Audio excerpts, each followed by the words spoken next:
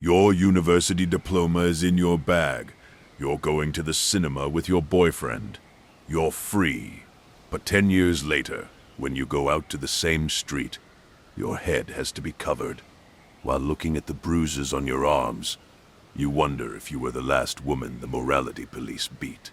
So what would you do if you were a woman born in pre-1979 Iran?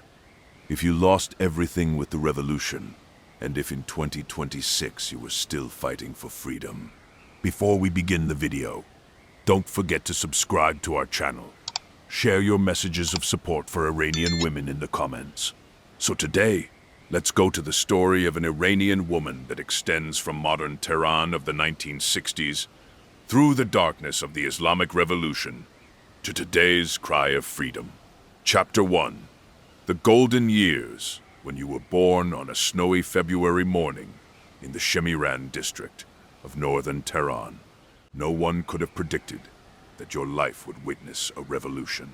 From the garden house window, you could see the white peaks of the Elberts Mountains, because your father, as a successful merchant, had ensured the family lived in prosperity. Your mother was a university graduate, and your father had been educated in France. Every morning, French was spoken at home because your father wanted his children to see the world. When you turned 5, you had started at a private kindergarten. This school, run by French nuns, was shaping the future of girls from Tehran's elite families. Your uniform consisted of a navy skirt and white shirt, while your hair was carefully combed every morning by your mother's hands and adorned with ribbons. When you ran around the school garden with your friends, your miniskirt fluttered in the wind. No one considered this a problem because Iran was modernizing. When your father came home in the evenings, he talked about shopping at newly opened supermarkets, while American cars roamed Tehran's streets. The latest fashion dresses displayed by European mannequins could be seen in shop windows. Your mother took you to Vali Asr Street on weekends. You ate French pastries at patisseries. While walking in the shade of the street's trees, women without headscarves passed by you with shopping bags. Some wore pants, some preferred miniskirts. Everyone was free.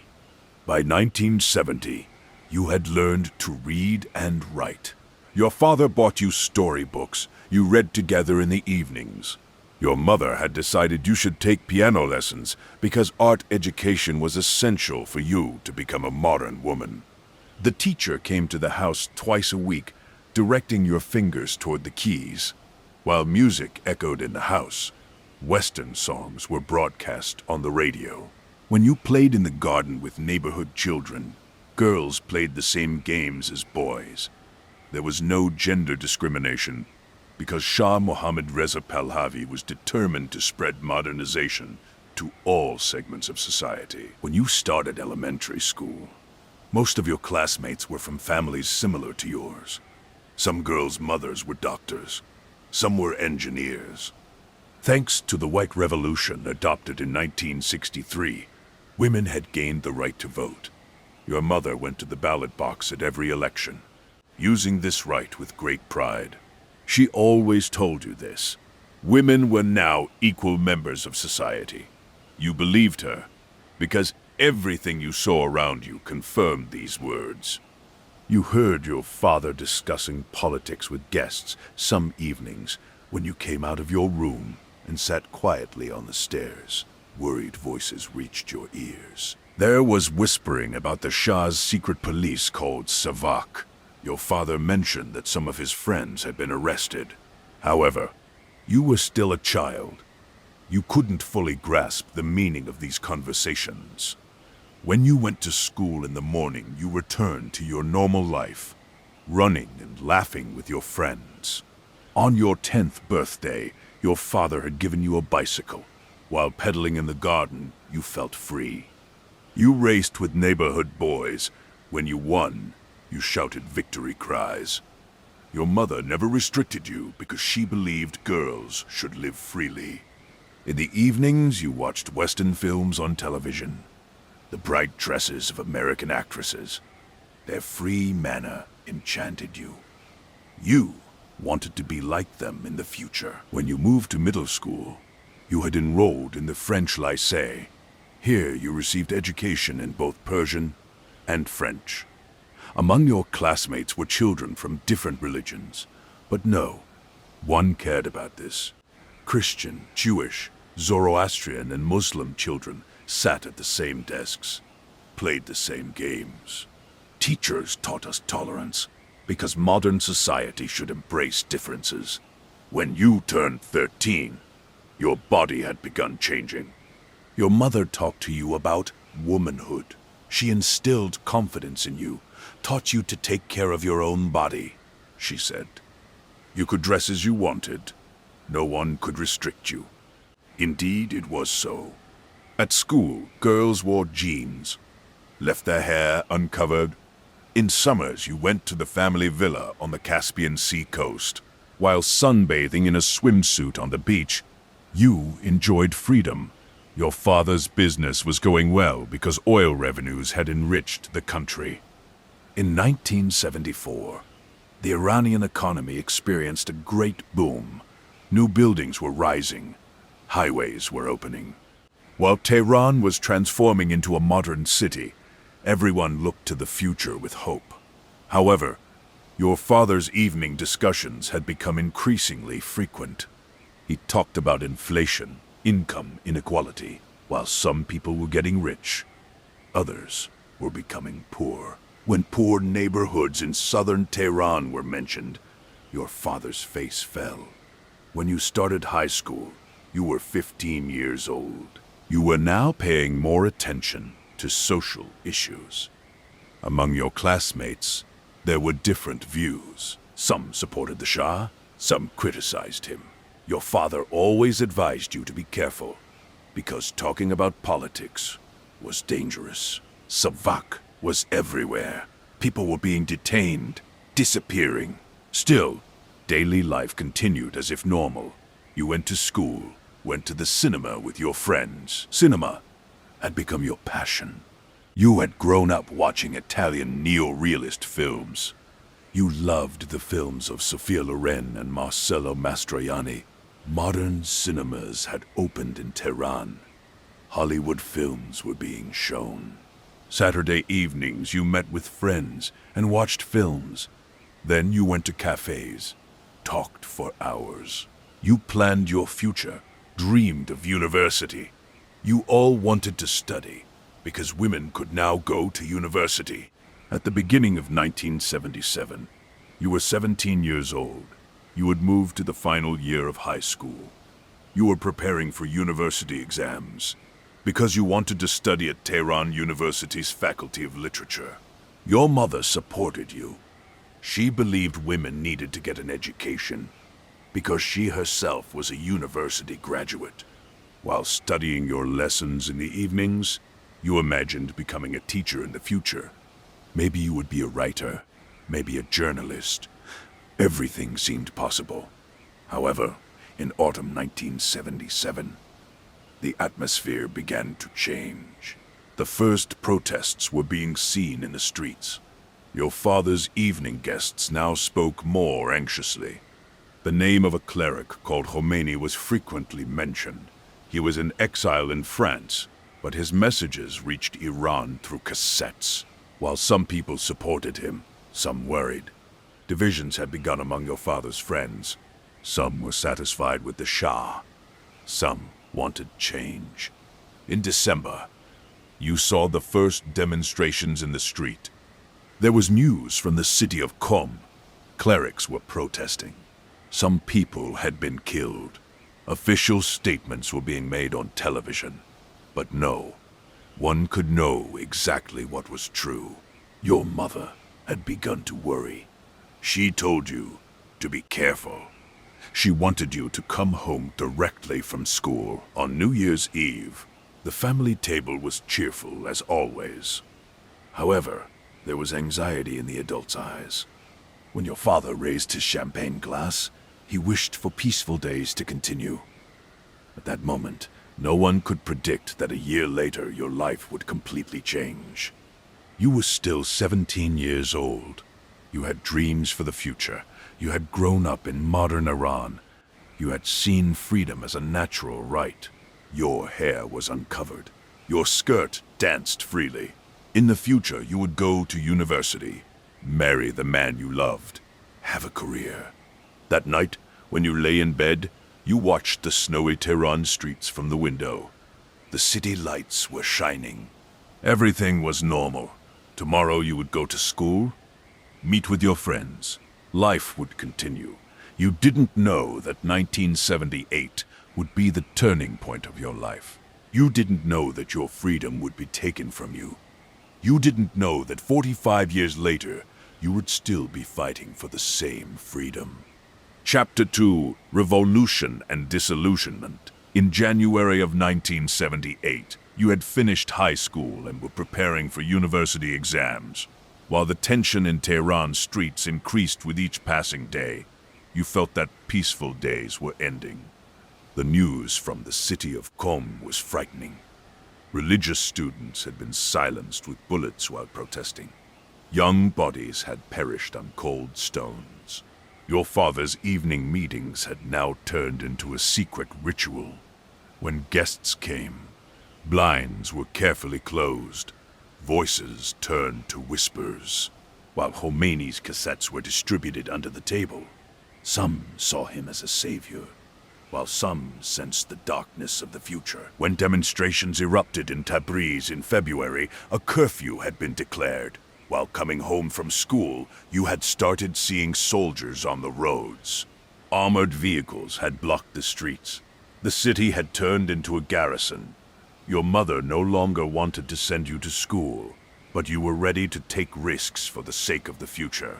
You had to prepare for the exam because education was the last bastion of hope for you. Every morning when you left home, you felt your mother's worried looks. When you returned home safe and sound in the evening, you heard her relieved breath. When you took the university exam in May, you were with hundreds of young girls in the exam hall. You all had hopes for the future, but outside the country was falling apart. The questions were difficult, but you had prepared well. When you came out, you felt relieved because you knew you had succeeded. While waiting for results, summer vacation had begun. You had planned to go to the Caspian Sea with your family. However, the streets were no longer safe. You had to stay home, had to watch outside from behind windows. When the cinema fire news came in August, the whole country went into shock. At Cinema Rex in Abadan, approximately 400 people had died burning while doors were locked. While the public blamed Savak, the regime pointed to the opposition. Whoever the truth was, 400 innocent people were now underground. The streets were covered with mourning. Protests were intensifying with each passing day. Every morning, while bitter news came from another city, people were pouring into streets with anger. Slogans against the Shah were rising to the sky. September 8th left a mark on your life that you could never forget. That day, to be called Black Friday, was the moment when your innocence was torn for the last time. Martial law had been declared the day before, but thousands of people who hadn't heard the news gathered in Tehran's Jaleh Square. You were at home listening to the news from the radio with frozen astonishment. Soldiers had opened fire on demonstrators. The dead were being laid out in the square. Your father's face had turned white. Your mother was crying silently. Your brother had locked himself in his room. Iran was bleeding. You too were drowning in that blood. When university results were announced at the end of September, you learned you had been accepted. You had placed at Tehran University's Faculty of Literature. In normal times, this news would be celebrated with joy. The family table would brighten. However, the streets had turned into a battlefield. In your father's eyes, there was worry instead of hope. He wondered whether the university would open. Everything was uncertain, because while the country was rapidly dragged into chaos, the future was disappearing in fog. In October, the oil workers' strike paralyzed the country's economy.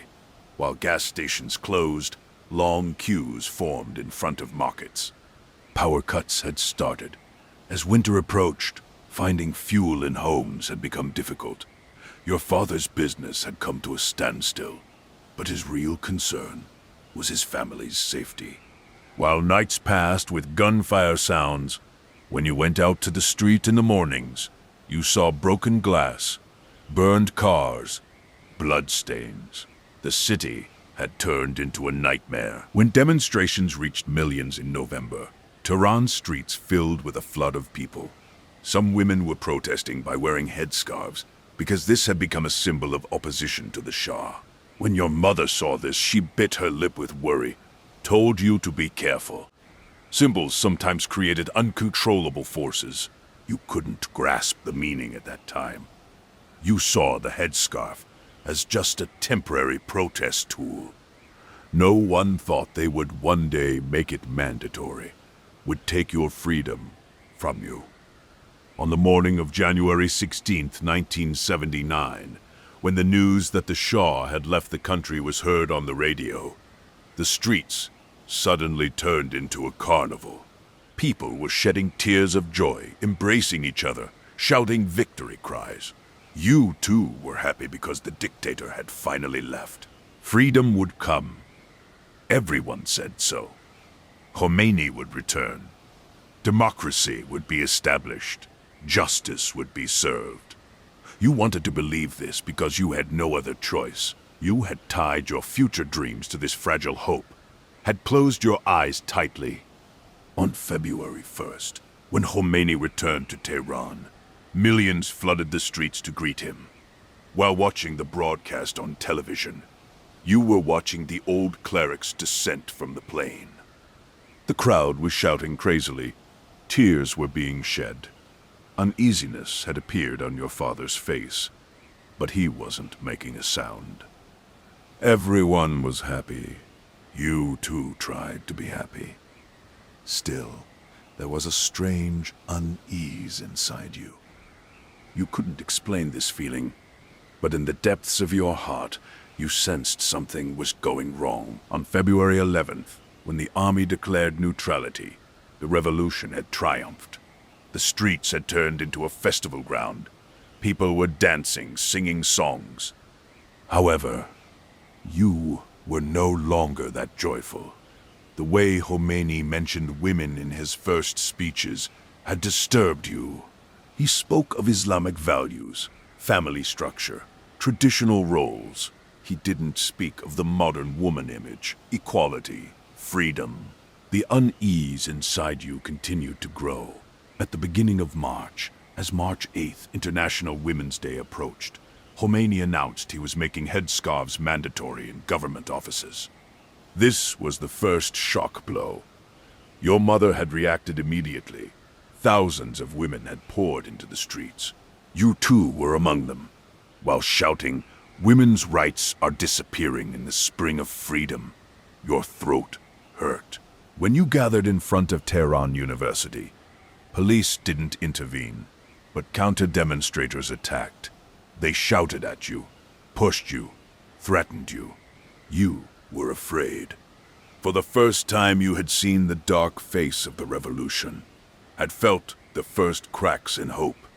When a referendum was held in April, the country would become the Islamic Republic of Iran. Your father had voted no, but yes won. There was no turning back now. While the new constitution was being prepared, women's rights had become a bargaining subject on the table. Some clerics were saying women couldn't be judges, needed permission before marriage, their inheritance right should be half. You were afraid because your future was being shaped by the words coming out of their mouths. When university finally opened in September, you went to campus. From the first day, you had noticed the change. Some girls had started wearing chadors. Islamic posters had been hung on corridor walls. There was pressure. It was being felt. While Islamic associations were being formed, leftists, liberals, Islamists were clashing with each other. Classes were frequently interrupted. Some teachers were being purged. New professors were appointed in their place. The curriculum had started changing. You wondered whether you would complete your education. When the U.S. Embassy was raided in November, hostages were taken. The world condemned Iran. However, inside, a different reckoning was taking place. While revolutionary groups were purging each other, Liberal Prime Minister Barzani had resigned. Now, hardliners were in power. Every day, someone was being arrested. Lists were getting longer. Your friends had started disappearing. One day the girl sitting next to you at school. The next day she wouldn't come. When you asked, no. One knew or wasn't saying. When the Cultural Revolution was declared in spring 1980, universities closed. You were in your final year, but your education remained incomplete. You had to stay home. Your future dreams were falling apart before your eyes. You wouldn't get a diploma. You wouldn't find a job. You wouldn't become a teacher. While women were being removed from public positions, 20,000 faculty members had been dismissed. Your mother's friends had become unemployed, had locked themselves in their homes. Society was being reshaped. Women were slowly becoming invisible. In summer months, going out to the street had become difficult because headscarf pressure was increasing with each passing day. While revolutionary committees patrolled the streets, they were attacking women without headscarves. When your mother put on a headscarf for the first time crying, your heart was torn apart. She bought it for you, covered your head with trembling hands. When you looked in the mirror, you couldn't recognize yourself. You had become estranged. The person standing in the mirror wasn't you, couldn't be you. You were empty inside. On September 22nd, when Iraq declared war, bomb sounds began rising from the border. Your brother was 19 years old. When mobilization began, he was called to the army. Your mother was looking for something to hold on to. Didn't want to send your brother to the front. However, there was no right of refusal. Your brother left. Months passed. No news came. Your mother cried every day. Your father had fallen silent. Conversations at home had stopped. Everyone remained alone with their own pain. 1980, one passed even worse. Headscarves had now become a legal requirement. If you wanted to enter government offices, schools, hospitals, you had to cover your head. You weren't even taken into shops. While walking on the street, you were constantly checked. Was your headscarf a bit crooked? Was your coat a bit tight? Were the colors appropriate? You were questioned. Your freedom had been taken from you. In its place, constant fear had settled. Your father's workplace had been closed on the grounds it was pro-Western. His property had been confiscated, his savings stolen. He wasn't leaving the house, had gone into depression. While the family was slowly becoming impoverished, the days when you once lived in prosperity seemed like a distant dream. Now, you were waiting for hours in bread queues. Neighbors were disappearing. Some were being arrested, some trying to cross the border, some committing suicide at home. While your friends tried to flee abroad, you remained trapped. In 1982, when the pressure to wear chadors reached its peak, you couldn't breathe under the black fabric covering your head on the street. You were sweating under the sun. You were suffocating. When you looked at yourself in front of the mirror, you saw only your eyes. Your identity had been stolen, your past erased. The girl who walked freely on Valley Assa Street in her miniskirt had died. In her place remained a ghost in a black chador. With a law passed in August, going out to the street without a headscarf was prohibited. Its punishment determined as 74 lashes. Guidance patrols were established. Morality police began patrolling the streets. They were checking women, taking those they didn't like. They were being beaten at police stations. Your family was being called. Your file was being opened. No one was safe. In autumn, when a letter came from your brother, Your mother's hands were trembling. He was wounded in the hospital. His condition was serious. Your mother went crazy, had tried to go to him with your father. However, roads were closed. Permission wasn't given. They waited for months, begged, went door to door. Finally, when your brother returned home, his leg was gone. The light in the 21-year-old young man's eyes had gone out. His soul had remained at the front. While your mother cried silently day and night, your father was punching walls. You looked at your brother, felt his pain, were drowning in helplessness. The revolution had swallowed you all, chewed you, spit you out. Only ruins remained. Chapter 3. Dark Years. When the law passed in August of 1983 completely changed your life, you were 18 years old. The headscarf law, bringing a 74-lash punishment, wasn't just a piece of paper. It was shackles struck on your body, nails driven into your soul, because now you needed your husband's permission to go out to the street. When leaving home, you had to explain where you were going, when you would return, with whom you would meet. The word freedom had been erased from your memory. In its place, only obedience remained. You had been forcibly married to your husband in 1981 because the university had closed. Finding work had become impossible. The family had engaged you to an acquaintance's son. You had protested at that time, but you had no choice. An unmarried girl was considered a burden for her family. Marriage was presented as salvation. However, you had found yourself moved from one cage to another because your husband came from a traditional family, didn't care about your ideas, dreams, longing for freedom. For him, being a good wife, giving birth to children, managing the house was enough. Everything else was considered unnecessary luxury.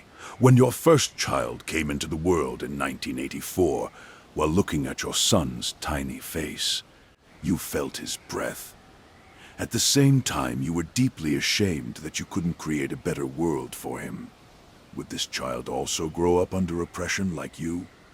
Or was he lucky because he was male? Perhaps being male would protect him from some things. But the war was continuing. Every day, coffins were coming from the front. Young bodies were being buried underground. Your brother still had no leg. He limped when walking. When your son grew up, he too would go to the army. Maybe he too would return disabled or not return at all. When your daughter was born in 1986, the fear multiplied because when you looked at the tiny baby, you saw her future.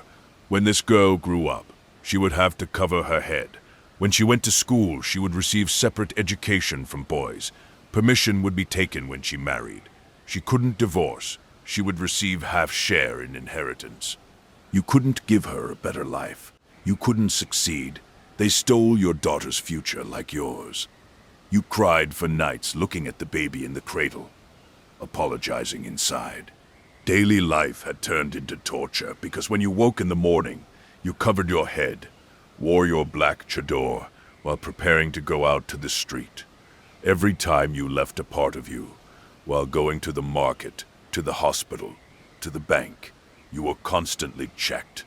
Guidance patrols were waiting at every corner. If your headscarf had slipped a bit, if your ankles were visible, if you had put on lipstick, you were caught. You were taken to the police station, kept waiting for hours, humiliated. Finally, your husband came and took you, shouted at home, blamed you. He demanded an account. Why weren't you careful? Why were you causing trouble? Why were you shaming your family while raising the children? You couldn't tell them about your past because your son and daughter had never seen their mother walking on Valley Osser Street in a miniskirt. You had hidden the photographs because if they were found, there would be trouble. The house could be searched. Sometimes at night after the children slept, you took out the old album, while slowly turning the pages, looked at the photographs from your youth, cried silently. That girl had died. This woman had remained in her place. 1988 was like a nightmare, because when a wave of mass executions began in summer months, your friends started disappearing one by one. Girls you knew from university were being arrested, would never seen again. Families weren't being notified. Months later, a relative was called to where the corpse was delivered, was looking for their children in mass graves. Thousands of people were killed. No one was talking, because fear had engulfed everywhere. You too remained silent. Because you had children, you had to protect them. If you made a sound, you could endanger their future too. When the war ended in 1988, it had lasted 8 years. 1 million people had died. The country was destroyed. Your brother was still living disabled, trying to walk without a leg. Your father couldn't recover from depression, had died of a heart attack in 1985. Your mother was living alone, fading a bit more each day, the light in her eyes diminishing. You were sitting on the wreckage of the family. The 90s didn't give hope because your children were growing, looking to the future, but they only saw darkness ahead. While your son went to school, you worried about your daughter. Girls' education had been restricted. They had become unable to enter some departments. They couldn't do sports, play music, make their voices heard. Your daughter wanted to play piano because she had heard you played in the past. They didn't allow it because instrument education wasn't suitable for girls. When you saw your daughter's broken heart, you remembered your own childhood. You, too, had played piano. Now that piano stood covered in dust. Its keys had yellowed. As economic difficulties increased, life was becoming increasingly unbearable because your husband earned little money. You were having difficulty making ends meet at home.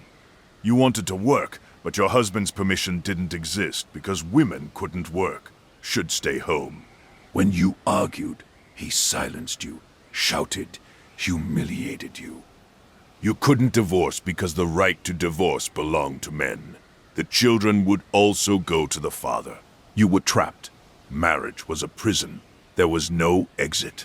When your mother got sick in 1995, when you took her to the hospital, cancer was diagnosed. Treatment was expensive. You had no money. Your brother was also poor. Your mother couldn't be treated, melted away within months. While dying, you were holding her hand, trembling. Her last words were these: "I'm leaving without seeing you free." You cried, your throat knotted. At your mother's funeral, your head was covered. She had raised you with uncovered head. Now you were crying under the shattered tears. No one saw was streaming down your cheeks. When Katami was elected president in 1997, a brief hope was born. Because he was making reform promises, women's rights, freedoms, opening were being discussed. Maybe it would change. Maybe your daughter would live a better life. At elections you voted for him. He won. The first days you were hopeful. Small changes occurred because freedom in the press increased a bit. Women began to become visible in some areas. However, fundamental change didn't come. Morality police were still in the streets. Headscarves were still mandatory. Laws didn't change. As the children grew, your relationship with them also began to become difficult. While your son was getting younger, he had become someone who believed in the regime without questioning, because he had been educated in the regime's schools, had swallowed propaganda. He was foreign to your past, didn't know what freedom was. Sometimes when you tried to tell him about the past, he didn't believe. Sometimes even criticized you. Your daughter, however, was rebelling, didn't like headscarves. When she asked why she had to wear it, you couldn't answer because there was no logical answer. There was only bullying. There was pressure. There was fear. In the 2000s, when the internet slowly became widespread, young people began to see the outside world. Your daughter was listening to Western music from the internet, watching films, learning what freedom was like.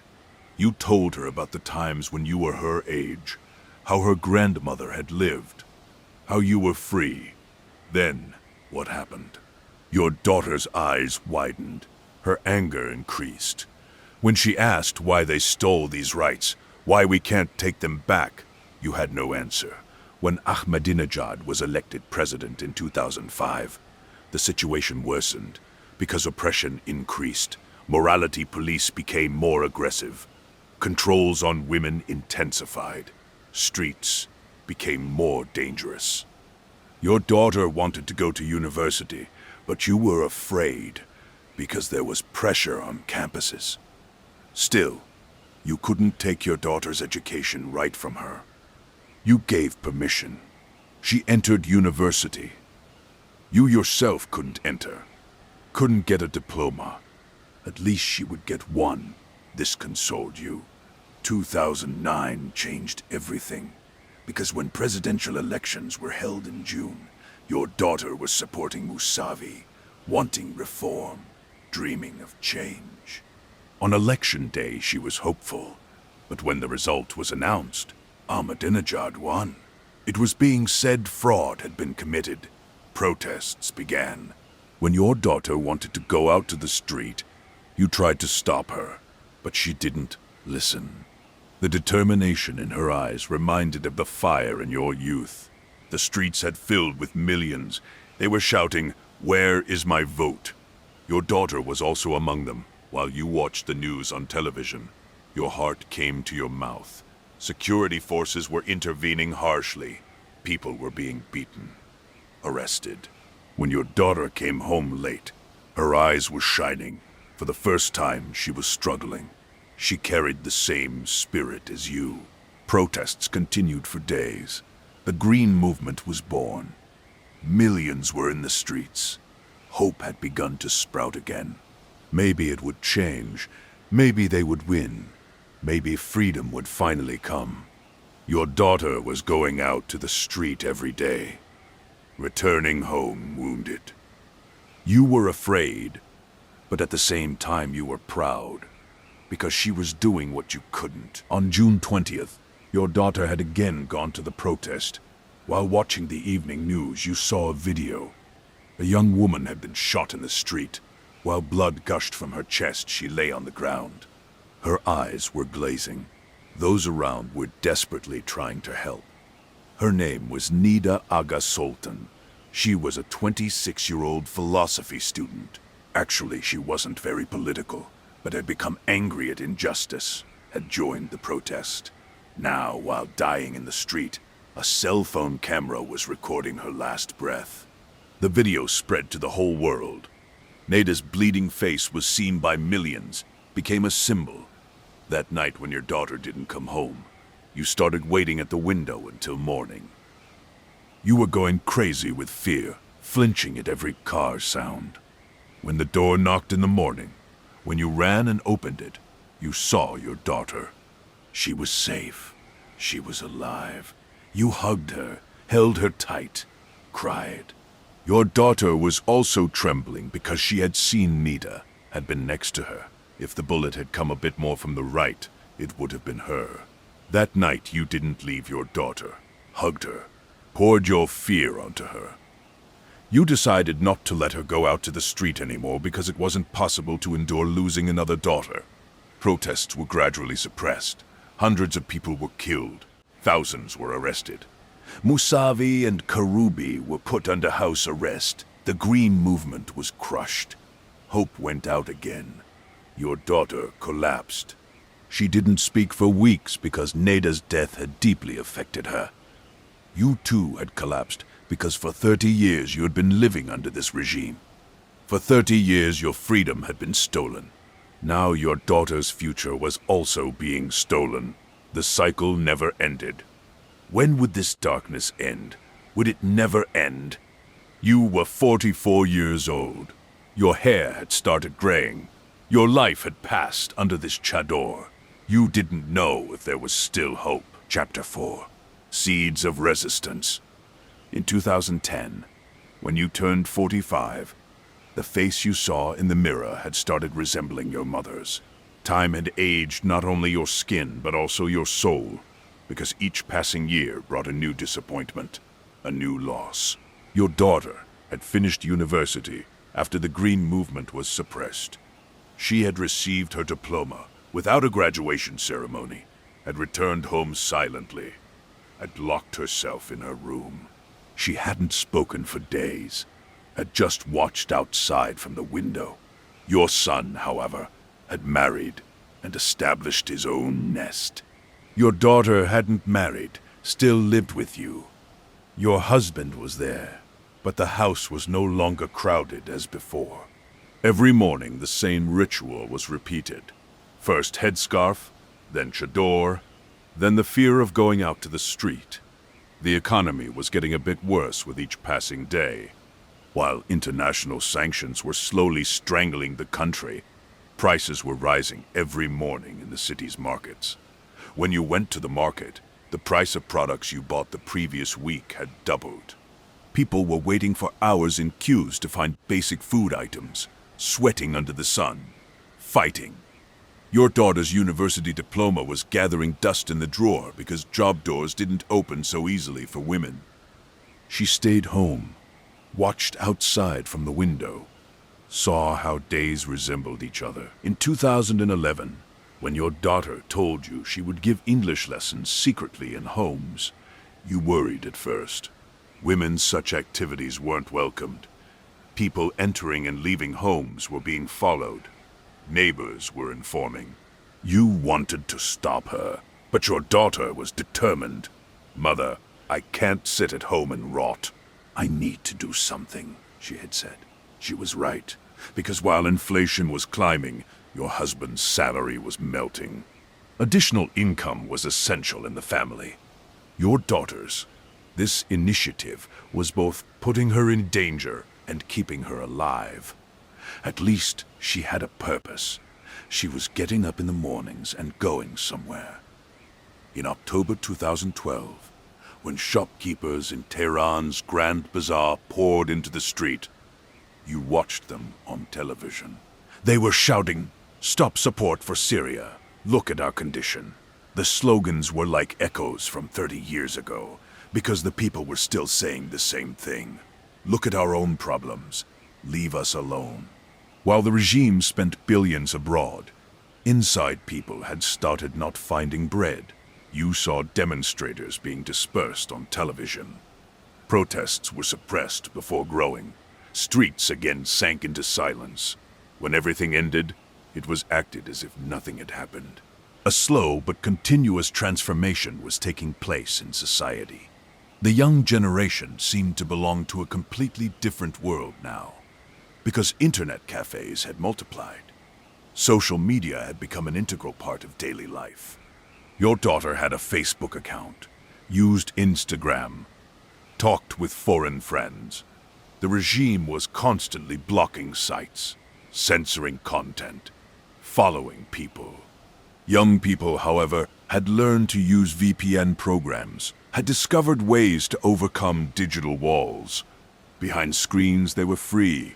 In the real world, they were still prisoners. This paradox was driving them crazy, because they were tasting freedom but couldn't touch it. In 2015, when you received news that your grandson was born from your son, your husband started the car. You went to the hospital. When you took the newborn baby in your arms, his tiny fingers tightly held yours. You looked at his closed eyes, listened to his innocent breath. Another baby had come into the world on this soil. Another future was condemned to uncertainty. You thought about what kind of Iran your grandson would see when he grew up. Would he live like you, or would he see change? You didn't know the answer. You could only hope. In December 2017, when protests erupted again, this time, the geography was different. Demonstrations that began in Mashhad had rapidly spread to small cities. Instead of big cities' middle class, poor neighborhoods had risen up, while bread, work, freedom slogans echoed in streets. You were watching the news on television. The regime's foundation seemed to be shaking because this time protesters weren't intellectuals, but workers, farmers, the poor. Your daughter wanted to go out to the street again. You were used to it now, because it wasn't possible to stop her. Even trying was meaningless. You knew the regime cornered had become more dangerous than ever, but you couldn't tell your daughter. In January 2018, dozens of people were shot in protests. Hundreds were detained. Your daughter came home one evening smelling of tear gas. When you opened the door, her eyes were swollen, her face was red, her throat had burned. She couldn't speak because her voice was hoarse. You took her to the bathroom, washed her, put on clean clothes, combed her hair. You said nothing because there were no words left to say. You just held her hand, just were with her, just tried to protect her. That night she cried while lying in bed. You too cried beside her. Throughout 2018, while small-scale protests continued, the economy hit rock bottom. America put sanctions back into effect. Iran became unable to sell its oil. The dollar rate shot up. Prices in the market began changing every day. While shopping, you had to use a calculator because you couldn't calculate mentally. Cancer medicines ran out in hospitals. Chronic patients were abandoned to death. Your neighbor's daughter had leukemia. They couldn't find medicine. She died within 2 months. She was 17 years old. At her funeral, her mother's screams echoed in your ears. While streets filled with hopelessness, there was a strange tension in the air. Everyone knew something would happen, but couldn't know when. In November 2019, when the government suddenly raised gasoline prices at midnight, when you woke in the morning, the public had already poured into the street. Protests spread to 100 cities within a few hours. Banks were set on fire. Regime buildings were stoned. State posters were torn and burned. People had nothing left to lose because hunger, poverty, desperation had exceeded the last limit. When you watched on television, you were trembling with fear. The regime first completely cut the internet, isolated the country from the outside world. Cell phones weren't working. Messages couldn't go. Nothing was loading. Then they started the massacre. Security forces began firing directly at demonstrators. Within a few days, 1,500 people were shot. Corpses were thrown into mass graves. When your daughter came home, her face was white. She was trembling. She began to tell.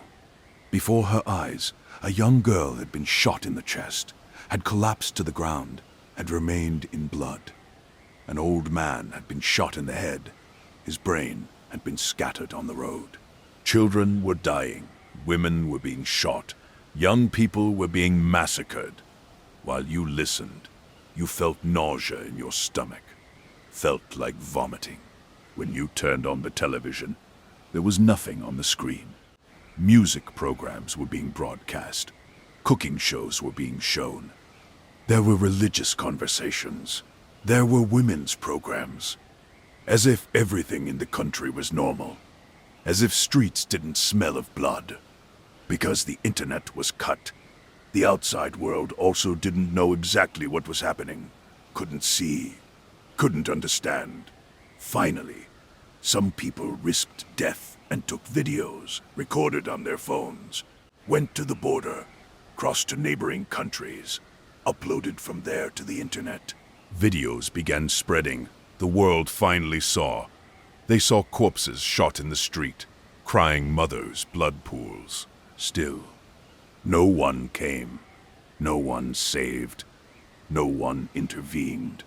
Only condemnation statements were published. Then everyone forgot. Protests were crushed. Thousands of people were arrested. Your daughter's friends were taken to prisons. Some were never heard from again. Families were going to police stations, applying to prosecutors' offices, going door to door. No one was giving information. No one was saying. People had disappeared, neither dead nor alive, neither here nor there. Limbo. They had remained suspended in purgatory. When the pandemic started in 2020, the world stopped, but Iran had already stopped. The virus spread rapidly. Hospitals overflowed. There was no equipment because sanctions were preventing imports. There was no medicine, no oxygen tube, no bed. While people were dying in hospital corridors, the regime was hiding numbers, distorting the truth, lying. Every day it was said 10 people died on television, but morgues were filled with corpses. Hundreds of thousands of people died. No one counted, no one recorded. During the pandemic, when you locked yourself at home, you found time to think. You passed your 55 years of life before your eyes. As a little girl, you had run freely on Valley Asa Street. As a young woman, you had dreamed of university. As a mother, you had tried to raise your children. Now, as an old woman, you were watching outside from the window, counting the passing years. What remained in your hand?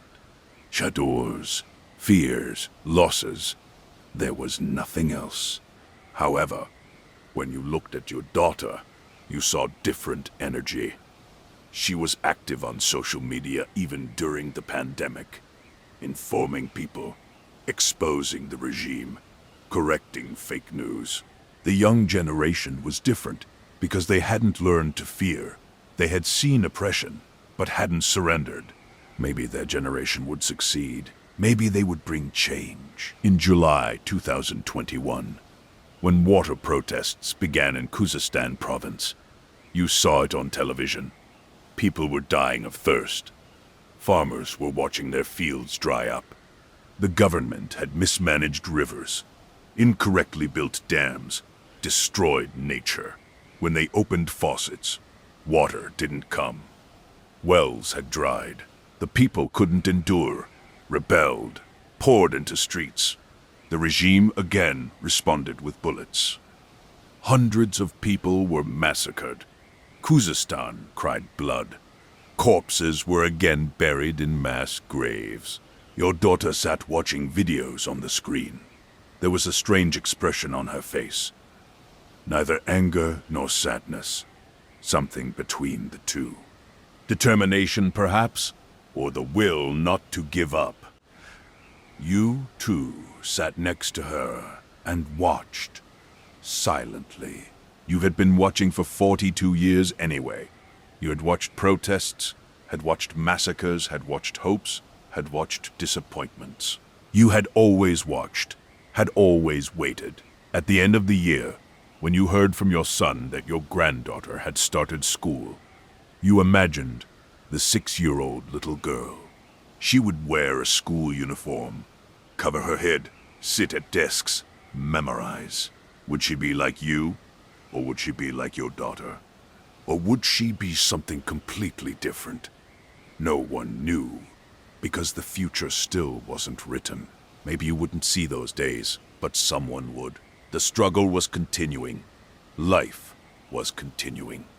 Your granddaughter's very existence was a hope, because every new generation meant a new chance. Chapter 5. The Cry of Freedom. In September 2022. You were 57 years old. Your hair had grayed. The lines on your face carried the pain of 43 years. Your daughter had turned 36, but hadn't married because she had refused to establish a home without being free, had continued to live with you. Your husband had died 5 years ago.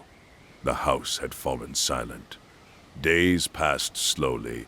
You saw that time was flowing, but nothing was changing. Every morning, the same ritual was repeated. You put on headscarves, wore chadors, went out to the street. On Tuesday evening, September 13th, while watching the news, you felt a strange unease. In Tehran, a 22-year-old girl had been detained by morality police. Her name was Mahsa Amini. It was being said she hadn't properly worn her headscarf. Guidance patrols had taken her to the police station. It was a familiar story because thousands of women experienced the same thing every day. Some were beaten, some received fines, some were released. Still, the stir inside you didn't stop. When you looked at your daughter, you understood from her eyes that she too felt the same unease. When news started coming the next day, your heart tightened. Masa was in a coma in the hospital. She was seriously injured in the head. According to official statements, she had fainted spontaneously, had a heart attack. According to what eyewitnesses told, while being taken to the police station, she had been beaten in the vehicle. Hard objects had been struck on her head. Her family was waiting at the hospital. Doctors were intervening. The young girl who remained in a coma for 3 days, brain death occurred in the early morning hours of Friday, September 16th. She was 22 years old. She was a university student. She was Kurdish. Her real name was Gina. She just wanted to live. When Masa's death news spread in the afternoon, the country went into shock. Her photographs were being shared on social media. Her images in the hospital were circulating. People were reacting with anger. In the evening, when the funeral ceremony was held in Saqqez City, thousands of people had flooded the cemetery. Women had started taking off their headscarves and waving them in the air. The slogan, Jin Jian Azadi, was echoing in the mountains. It was Kurdish. It meant woman life freedom. While watching on television, you saw your daughter stand up, approach the screen. Tears were streaming from her eyes. Her hands were becoming fists. On Saturday, September 17th, when protests jumped to Tehran, a different energy was being felt. People pouring into streets were angry, not only for Masa, but for 43 years of oppression. They were gathering in front of universities, walking around hospital areas, chanting slogans in squares.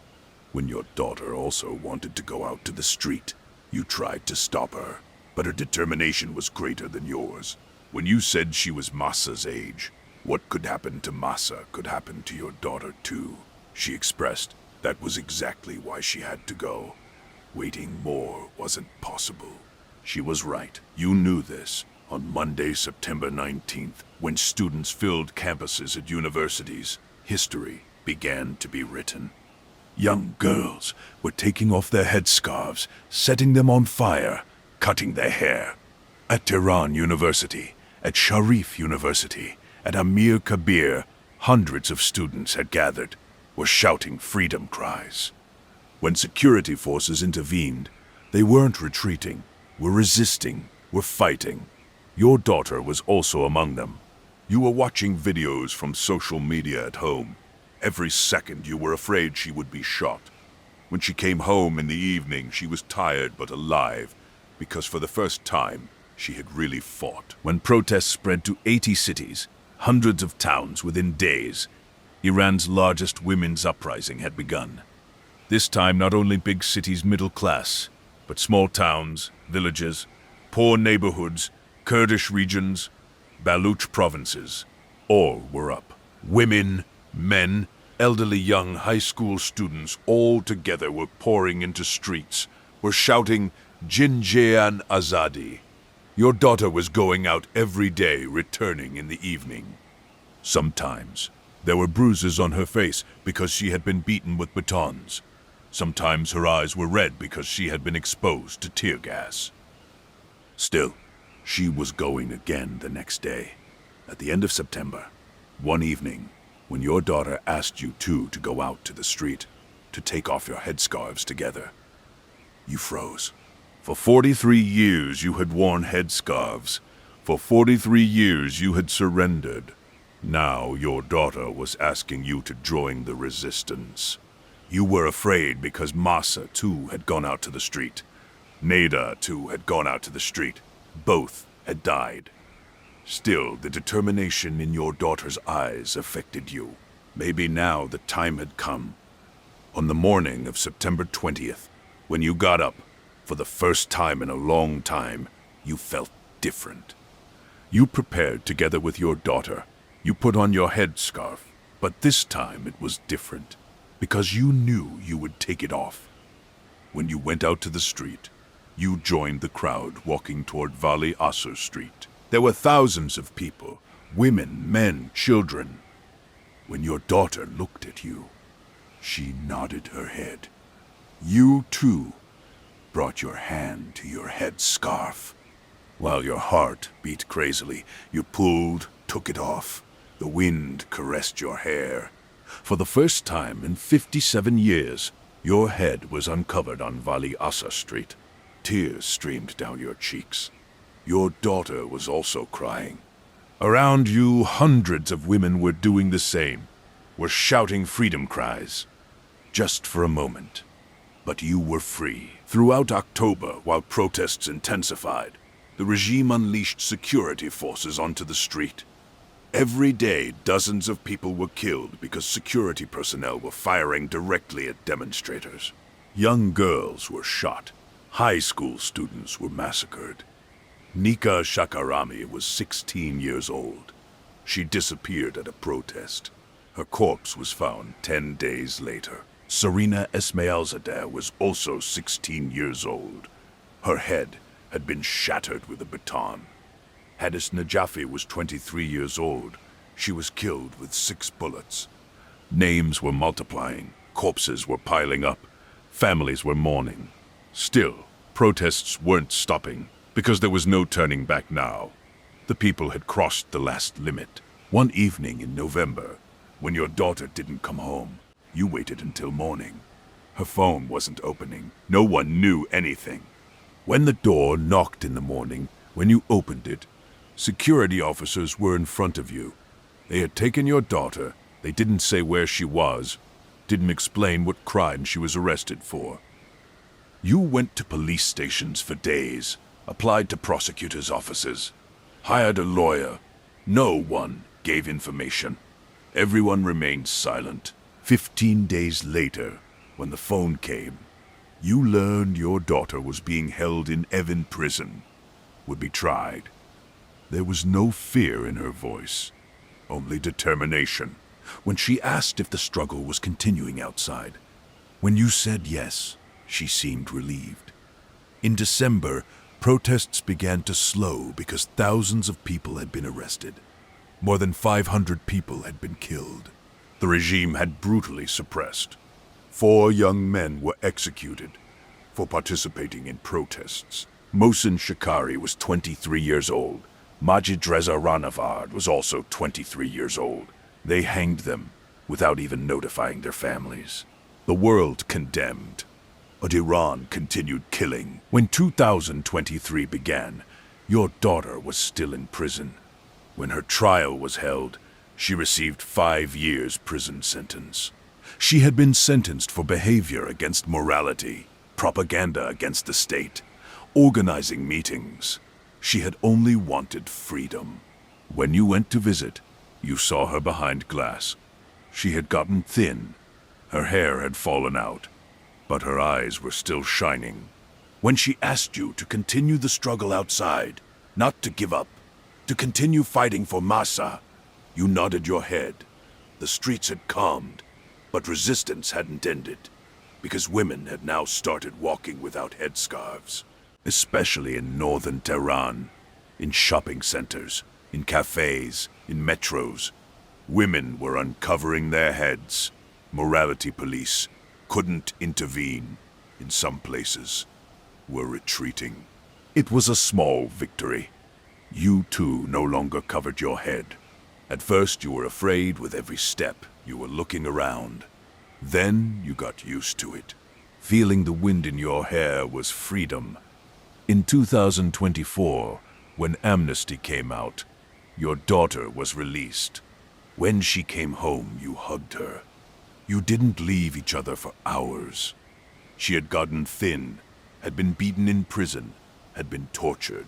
Still, her spirit hadn't broken, because the fire inside her was still burning.